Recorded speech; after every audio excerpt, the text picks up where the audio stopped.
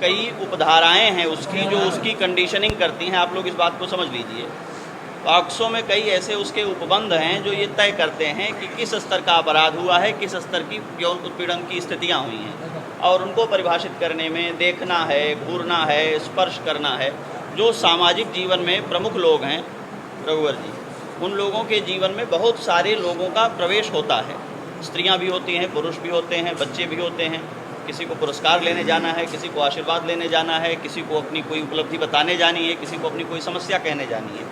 लोग उनके आसपास होते हैं। बहुत सारे लोगों का उनसे काम बनता है। बहुत सारे लोग ऐसे हैं जो मायूस भी होते हैं, जिनका कोई प्रतिपक्ष भी होता है।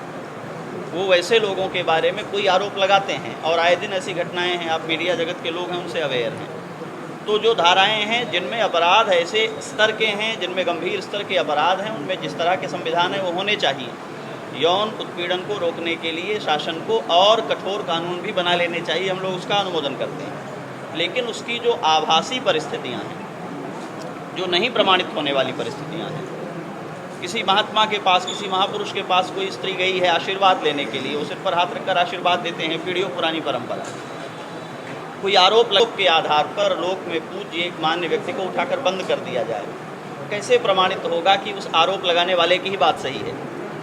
तो इसमें संशोधन हो, और यहाँ शासन थोड़ा समय ले, भले उन पर कुछ कंडीशंस लागू कर दे कि आप जांच में समर्थन करेंगे, आप उपलब्ध रहेंगे, आप सहयोग करेंगे, ये सब परिस्थितियाँ हो सकती हैं।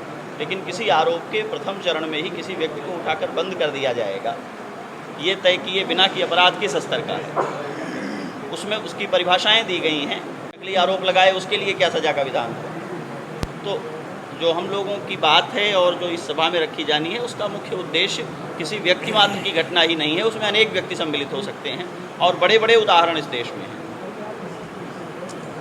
आज हम उस विषय में प्रमाण नहीं उपस्थित कर सकते हैं, लेकिन आसाराम जी जेल में गए, सारी दुनिया के सामने है ये घटना। उनके जेल जाने के पहले तक इस देश के लिए समाज और सेवा, उपदेश और शिक्षा और चिकित्सा के बारे में जो उनके काम किए गए थे, क्या उस आरोप के बाद वो काम समाप्त हो गए?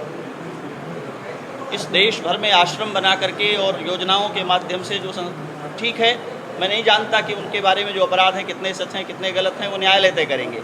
हम आज उस पर डिबेट नहीं कर सकते, ये सुन लीजिए इस बात को। लेकिन उस आरोप के पहले जो उन्होंने किया, और जिसमें इस देश की सरकार से लेकर सभी मान्य संस्थाओं ने उनका स्वागत अभिनंदन किया था, उसका मूल्यांकन क्या है? क्या वो सब निरस्त है? ये अमानवीय है और हमारे संविधान की मूल भावना के विरुद्ध है। तो केवल ये है कि इसको फिल्टर किया जाना चाहिए, इसकी जो परिस्थितियां हैं उनकी समीक्षा की जानी चाहिए। जी, गाँव के हम लोग खिलाफ नहीं हैं, उसके पक्ष में हैं। लेकिन ऐसा किसी के द्वारा हमारे ऊपर, आपके ऊपर, किसी के ऊपर आरोप लगा जीवन नष्ट हो जाना, ये अच्छी बात नहीं है। और उस पर पहले जांच के बाद में ही उसकी गिरफ्तारी हो, ये प्रस्ताव जाएगा। जी हाँ। सरकार से हम मांग करेंगे कि जो इस प्रकार की धाराएं हैं, जो कि आजकल इस प्रकार की धाराओं को हथियार की तरीके से इस्तेमाल किया जाता है। आपसे हमारी दुश्मनी है, और किसी भी व्यक्ति के ऊपर हमने आरोप लगा दिया, तो जांच तो बाद में होती, पहले उसको गिरफ्तार कर लो, जेल में डाल दो, और उसकी संपत्ति पर कब्जा कर लो, उसके स्वाभिमान को नष्ट कर दो। इस संबंध में हम सरकार से अनुरोध करेंगे। बाकी जो देश के मूर्धन्य लोग आएंगे, और उसमें विद्वान भी होंगे, पूर्व जज भी होंगे, और तीर्थों से तमाम सारे महापुरुष भी पधारेंगे। लेकिन पास्को का जो सहारा लेकर के लोग उसका दुरुपयोग करते हैं, उस कानून का दुरुपयोग करते हैं, उसको कलंकित करने का काम करते हैं, इसके विरोध में हम लोगों ने खड़े होकर के, और सभी लोगों ने, साधु संतों ने कदम बढ़ा करके इस कार्य को करने के लिए इसमें एक विचार विमर्श हो, और इसमें इस तरह की धारा पहले उसकी जांच हो, और जांच होने के बाद ही किसी के साथ कोई इस तरह का जो दोषी हो उसे दंडित किया जाए। लेकिन जो दोषी न हो, वो उसके साथ जो सामाजिक, शारीरिक, मानसिक जो प्रताड़ना होती है, उसके साथ क्या किया जाएगा, यह बताने की अपेक्षा है। सरकार कोई प्रस्ताव भेज रहे हैं? प्रस्ताव भेजा जाएगा 5 तारीख को, जो सभी का विचार आ जाएगा। विचार आने के बाद 5 तारीख के बाद ये सरकार को विचार भेजा जाएगा, प्रस्ताव भेजा जाएगा।